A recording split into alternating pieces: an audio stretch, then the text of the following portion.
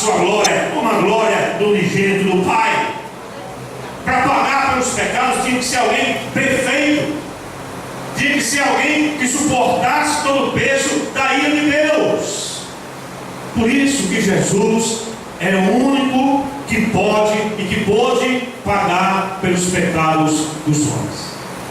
Buda não poderia ter pago pelos pecados, Maomé tampouco, Mahatma Gandhi não podia pagar pelos pecados, nenhum ídolo, nenhuma gente famosa, nenhum grande homem da história poderia pagar pelos pecados, porque tinha que ser alguém sem pecado, e no mundo só teve um sem pecado, Jesus de Nazaré. Aquele que poderia olhar no olho daquele povo e dizer: quem de vocês me acusa de pecado? Quem pode dizer que o Filho do Homem tem pecado? Ninguém, porque Ele é santo, santo, santo, louvado seja o nome do Senhor. Ele é o Santo de Deus, o Cordeiro sem defeito, o Cordeiro que se entrega por nós, sendo nós ainda pecadores. O segundo aspecto da personificação de Cristo como Cordeiro, segundo 1 Pedro 1,19, nesse trecho, ressalta a perfeição sem pecado do seu sacrifício. Por isso que o apóstolo Pedro traz a frase: sem defeito e sem mácula, sem defeito, sem mancha. Irmãos, prestemos atenção. Se Deus fosse esperar a perfeição da gente, se Deus fosse esperar para que você fique sem pecado para ir para o céu, quando você ficaria sem pecado pelas suas próprias forças? Quando você poderia pagar pelos seus pecados, se você, diz a palavra do Senhor, que a nossa dívida aumenta e aumentava a cada dia? Nós já nascemos pecadores, nós crescemos pecadores, nós vivemos pecadores, e se não tivermos Cristo como Senhor e Salvador de nossas vidas, nós vamos morrer também pecadores. Mas louvado seja Deus, porque o Cordeiro de Deus está aqui nessa noite para dizer a você que o sacrifício não foi em vão. Terceiro aspecto, que é o que nós encontramos aqui em João, sobre essa personificação de Cristo como Cordeiro, descreve aqui o poder da sua morte, porque a Bíblia diz no verso 29, Ele é aquele que leva o pecado do mundo. Agora, como é que a gente pode entender isso? O que é que significa, irmãos, levar o pecado do mundo? Ora, nós já cremos no Senhor Jesus como nosso Senhor e Salvador de nossas vidas, cremos ou não? Você já crê no Senhor? Amém. Você tem Jesus como teu Salvador e teu Senhor? Agora eu pergunto: e você peca? Você peca ou não? Como é que Jesus levou o pecado do mundo se você já peca? Pastor peca? Peca, irmão? Como é que vocês dizem isso, pastor de vocês? Pastor peca! Presbítero peca também? Pastor peca, presbítero peca, diácono peca, ninguém escapa, somos pecadores, mas há uma grande diferença, porque o Jesus, Ele lavou os meus pecados na cruz do Calvário. Quando diz que Jesus é aquele que leva o pecado do mundo, não significa dizer, irmãos, que nós não iremos mais pecar, porque nós pecamos, nós erramos, nós somos falhos, miseráveis. Agora, o que a Bíblia fala aqui, esse levar significa apagar, significa expiar, significa pagar o preço, significa que o sacrifício não será mais cobrado, significa dizer que Cristo pagou por ele. Por isso, quando ele morre na cruz do Calvário, ele diz: está o quê? Consumado. Sabe o que significa essa palavra? Essa palavra, está consumado, no grego é tetelestai, tetelestai, que significa dizer que os pecados que Jesus pagou não podem mais ser cobrados de nós, porque sobre nós está a graça e o sangue do Cordeiro.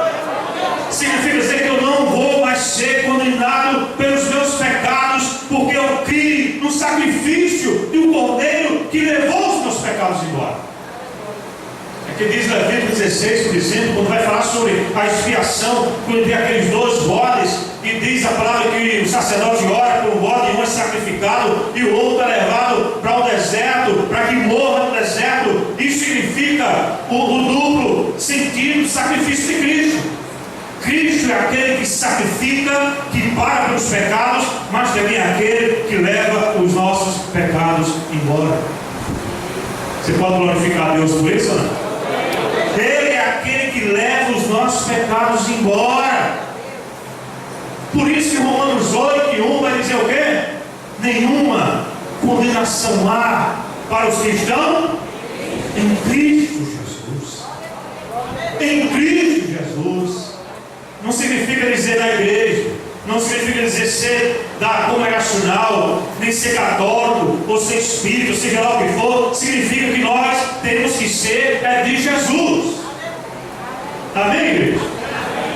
Ele é aquele que livra e que nos liberta de toda a culpa, de toda a condenação, e nos coloca limpos diante do Pai. Por isso que o Pai, quando olha para nós, apesar de sermos quem somos, apesar dos pecados que ainda cometemos, apesar das falhas que nós temos, quando Deus olha para nós, Ele não vê mais um condenado. Ele vê alguém que foi lavado pelo sangue de seu Filho. Por isso que o diabo fica com raiva, porque o diabo sabe que já perdeu a batalha, porque nós agora pertencemos ao Cordeiro de Deus. Por isso que ele fica com raiva. Por isso que a Bíblia diz, irmãos, que o inferno não pode nos arrebatar das mãos do Senhor. Você não crê nisso, não? Crê ou não? Ah, pastor, mas eu peco. Amém. Bem-vindo ao time. Nós também pecamos. Mas agora entenda uma coisa: seu pecado entristece o coração de Deus. Seu pecado vai trazer falta de comunhão com o Senhor. Mas seu pecado, o que Deus quer, como diz o apóstolo João em sua primeira carta: filhinhos, essas coisas eu vos escrevo para que não que, irmãos, pequeis. Todavia, se alguém pecar, porque o crente peca não como ele fazia anteriormente, pecar por prazer. Nós pecamos porque somos falhos mesmo, mas nós queremos andar em santidade, em graça diante do Senhor. Por isso que não diz, filhinhos, essas coisas nos escrevo para que não pequeis. Se todavia alguém pecar, nós temos um advogado junto ao Pai, Jesus Cristo, o justo. Ele é a propiciação pelos nossos pecados, e não somente pelos nossos, mas pelo mundo inteiro. O apóstolo João está dizendo, meus filhinhos, vocês são de Cristo, vocês são salvos, então não vivam a vida de pecado, se consertem diante do Senhor, porque você pode perder essa comunhão maravilhosa que nós temos com o Cordeiro. Mas se você errou, se você pecou, se você falhou, lembre-se de uma coisa: você não está só. O sangue de Jesus ainda purifica de todo pecado. Não importa o que você tenha feito, não importa o teu pecado, o perdão, o amor e a graça de Deus é muito maior do que os nossos pecados. Amém, igreja? E qual é a mensagem desse cordeiro aqui do apóstolo João? Qual é a mensagem que ele traz? Quero pensar um pouquinho com você sobre ela. Em primeiro lugar, João diz que o cordeiro, e o melhor dizendo, o João Batista, aquele que vê Jesus como cordeiro, vê a Jesus como ele é. E ele está dizendo para você nessa noite: você tem que aprender a ver Cristo como ele é. Não é como a religião prega, não é como os sacerdotes por aí pregam, não é como muita gente tem pregado por aí, um Jesus manco, um Jesus falho, ou um Jesus banqueiro que está preocupado apenas com a sua situação financeira, ou um Jesus que é apenas médico, que está preocupado apenas com a sua saúde. Não, Jesus está preocupado com a tua alma. Por isso que a Bíblia diz que adianta ao homem ganhar o mundo inteiro e perder a sua alma. De que adianta você que está aqui nessa noite estar bem de saúde, ter dinheiro, ter casa, ter bens, ter propriedades, se o Senhor te chamar hoje, tudo que tu tens, para que será? Se o Senhor te chama hoje, como o presbítero Márcio estava dizendo, não sabemos o dia, não sabemos a hora, mas um dia sabemos que um dia estaremos diante de Deus. Quer seja para a bênção eterna, quer seja para a condenação eterna. Não importa. Quando você estiver diante do Senhor, diante do Salvador, diante do Pai, você não vai poder dizer a Ele: mas Deus, eu não tive chance, mas Deus, eu não tive oportunidade, mas Deus, eu não sabia. Você está sabendo que só há uma pessoa que pode te livrar da condenação, e é o Cordeiro de Deus que tira o pecado do mundo. Você não é mais inocente. Por isso que João vê a Cristo como Ele é. Veja o que diz o verso 33 e o verso 34. Diz assim: eu não conhecia aquele, porém, que me enviou a batizar com água, me disse: aquele sobre quem vires descer e pousar o Espírito, esse é o que batiza com o Espírito Santo. Pois eu de fato vi e tenho testificado que Ele é o quê? Ele é o quê, irmãos? É o Filho de Deus. João Batista eu não conhecia, eu apenas estava esperando ele chegar. Mas o Pai, aquele que me enviou, disse: quando você vir o Espírito de Deus descendo sobre pomba, é Ele é o escolhido, Ele é o Cordeiro, é Ele, somente Ele. Quando João vê Jesus se aproximando e o Espírito de Deus descendo sobre ele em forma de pomba, aí João se alegra com alegria inimaginável.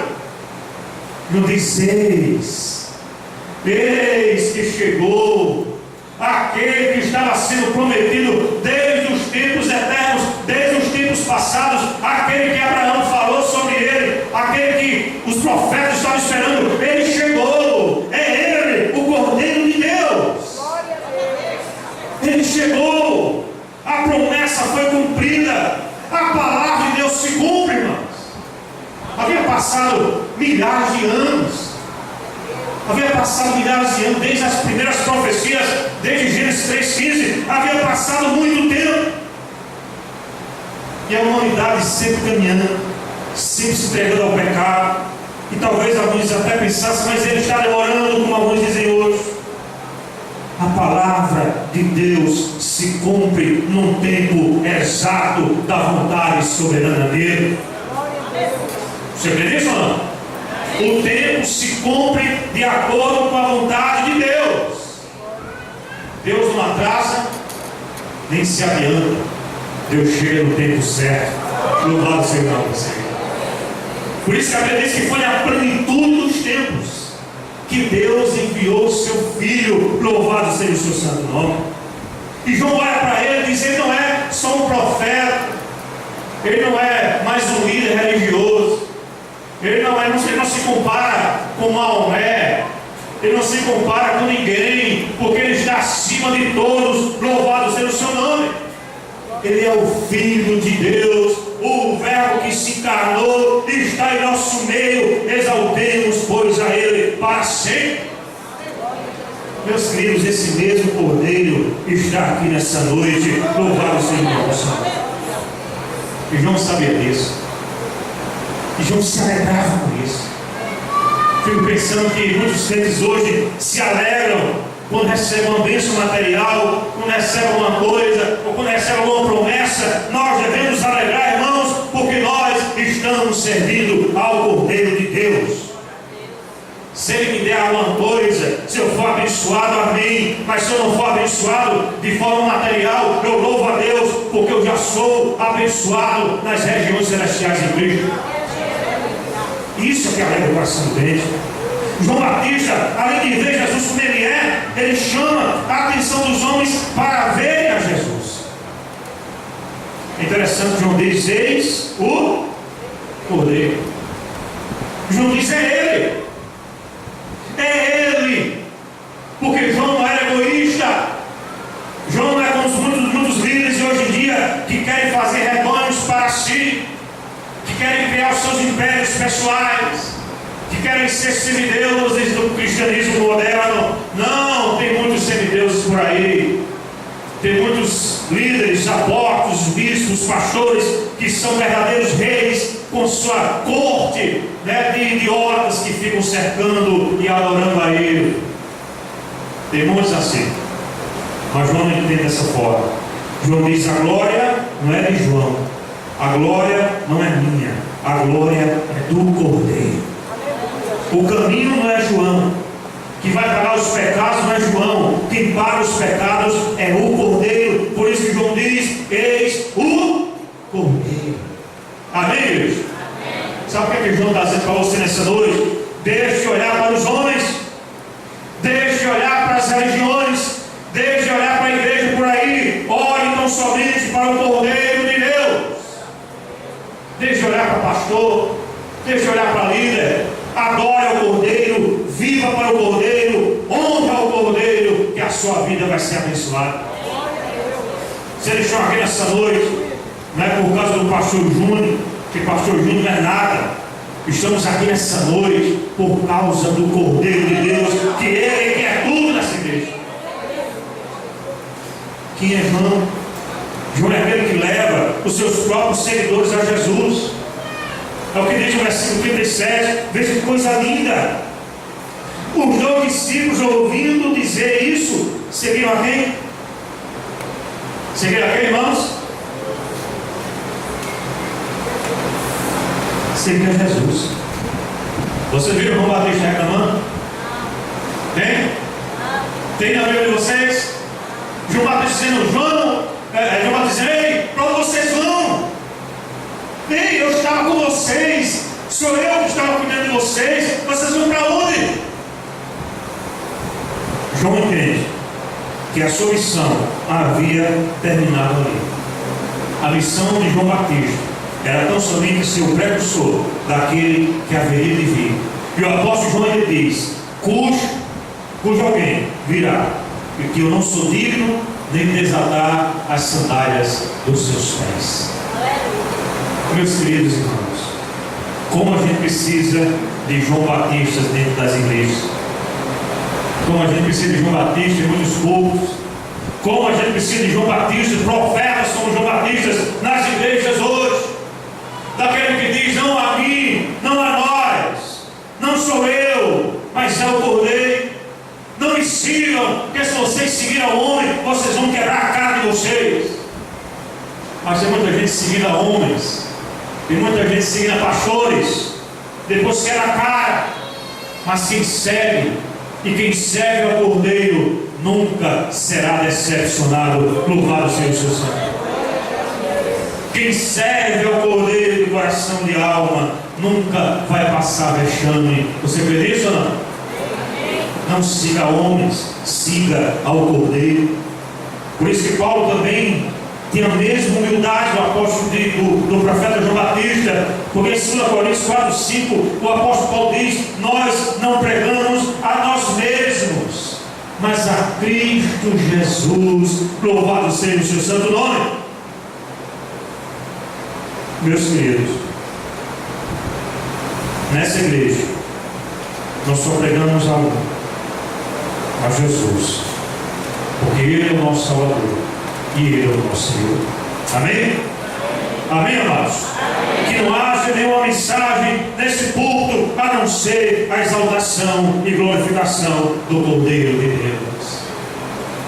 Que não somos nada, somos vasos de barro, mas louva a Deus, porque o vaso de barro é só vaso, porque o poder não está no vaso, o poder está naquilo que está dentro do vaso. João Batista ainda é aquele que se alegra, que exulta com o seu mestre. Se você ler o João capítulo 3, verso 30, João Batista vai dizer: importa que ele cresça, importa que ele cresça, importa é que ele apareça, importa é que ele seja exaltado e que eu diminua, e que ele cresça, que as pessoas entrem por essa igreja e vejam que aqui a honra, a glória, o louvor é dado não a homens, mas ao Cordeiro de Deus que pelo pecado. E qual é a verdadeira mensagem que traz? Que mensagem é essa que o profeta João traz? Ele declarou que Jesus foi enviado da parte de Deus, porque diz: eis o Cordeiro de Deus. Ele veio de Deus. Jesus veio de Deus para resgatar a nossa alma, o nosso coração e nos dar a vida eterna. Ele declarou que Jesus é o único sacrifício real para o pecado do homem. Quando ele diz assim: eis o Cordeiro, em grego está dizendo ho amenos, um artigo definido. Ele é o Cordeiro, porque não há outro, só um. Quem salva é só Jesus. Quem liberta o homem do pecado é só Jesus. Não é Maria, não é José, não é Paulo, não é Pedro, não é João Batista, não é Frei Damião, não é Padre Cícero. Não, quem salva o homem é o Cordeiro de Deus, que tira o pecado. O Cordeiro. O Cordeiro. Não é um Cordeiro, é o Cordeiro. Só o caminho, só a verdade e só a vida numa só pessoa. Você que está aqui nessa noite, você tem que crer nessa mensagem. Porque se você viver a sua vida andando pelos caminhos que as religiões têm traçado, você vai morrer religioso e você vai para o inferno religioso também. E no inferno vai ter muita gente religiosa lá, mas só vão descobrir isso quando estiverem lá. E quando você está aqui, Deus está te dando uma oportunidade. Declare em sua vida que há somente um Cordeiro de Deus que tira o pecado do mundo. Está me lembrando agora do meu sogro, que faleceu recentemente. Um homem ímpio, um homem que não queria saber de Deus, um homem que vivia, não era religioso, não era nada, um homem que não respeitava nada, mas que no final da sua vida Deus permitiu que ele tivesse um câncer. Em 3 meses, mesmo 3 meses, ele foi consumido. Mas no final da sua vida, ele teve um encontro com esse Cordeiro de Deus, que livra o homem do pecado e da condenação. Eu achava muito lindo quando a gente chegava lá, e ele deitado na cama já, muito doente, e ele dizia: Deus, ó Deus. E ele olhava para a minha sogra e dizia: é só Deus, é só Deus, só Ele, é só Ele, é só Ele, é só Ele. Irmãos, é só Deus.